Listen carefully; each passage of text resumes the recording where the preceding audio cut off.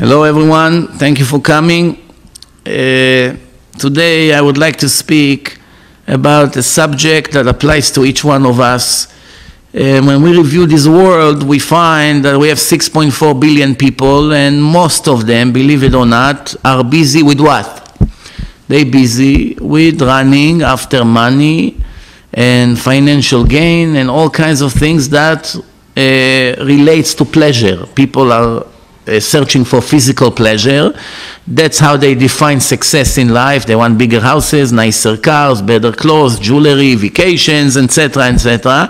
And the only way, obviously, to get to all this pleasure is to gain a lot of money. Therefore, people are busy most of their life just running after this money. But I want to look at that from a different point of view. There's a case that happened once that a very, very rich Jewish man reached 70 years old, and he was sick with cancer. And he went to the hospital, and they really didn't have that much to do for him. And, hypothetically speaking, this story never happened in reality, but we want to understand what we learn from that story.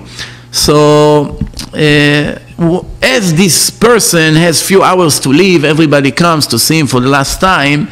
A doctor came, and showed up and said, listen, you never saw me, I'm not from this hospital, but I would like you to know that I have the cure for your disease. Nobody knows about it yet.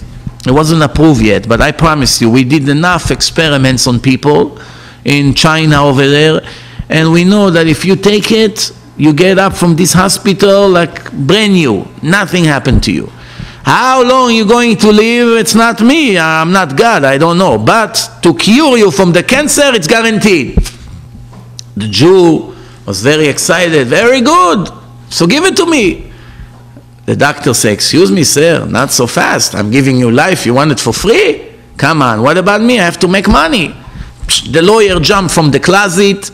The doctor said, listen, I review your financial situation carefully, and I know that you have $100 million in your accounts. I'm willing to give you this medicine for $99 million. I leave you $1 million. You're 7 years old. What do you worry? It's enough for you to live. You can make it. But I want $99 million. And I'm telling you in advance that this medicine didn't even cost me $1. The ingredients here, it's not even $1.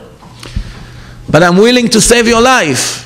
What do you think? The Jew would take the offer or turn it down? The answer is, I asked this question many times, and my impression is that for sure he will take it, because the person is very, very, very scared to die. And he wouldn't like the deal, but he has no choice. He would sign the paper, sign here, the lawyers, and another page to make sure. As he signed, an hour later, they wire all the money to the doctor's account. The Jew drank the drink and got up. How long is going to live? A day, a week, a year? Nobody knows. 7 years old after all. I want to ask you a question. The Jew started to work when he was about 20, 21, and he worked 50 years. From morning to midnight, conventions, running, meetings, courts, fighting, competition. He neglected his wife, his children, everything. He suffered so much. He sacrificed so much to bring this money. He didn't make $100 million like this. He worked very hard, started from zero, and again, another store, and another store, and another business. So many challenges he had. He gave up so much from his private time for that. And here, now, when he's 7 years old, he's giving everything for 1 day of life extra, or 1 week, nobody knows. It's a big gamble. I want to ask you a question. Does it make sense that a person will give 50 years of efforts, non-stop efforts, agony, pain, running around to gain that wealth, and in the end he's giving it for 1 more day of life? Make sense? Is it a good investment? Of course not. Penny wise, dollar foolish. My question to every one of you is, if a person in a moment of truth, when he faced the truth, willing to give 50 years just not to die, to gain another day or another week of life, it shows that a day of life is very valuable. In that case, Why, when we have it for free in front of us, especially the young ones, we have many years to live hopefully, why we don't take advantage on this time that God gave us? Why we not taking it serious? Why we don't live according to the purpose of our creation? Why we don't know what our manufacturer wants from us? He put us here. Every creation has a purpose. Nothing was ever created without a purpose. According to the brilliance of this creation, we know the power of the Creator. Nothing is greater than us. We are the greatest machine on earth. The brain of a human being is more sophisticated than anything you can think of combined. It will take millions of years to understand how the brain works, if we ever going to be able to.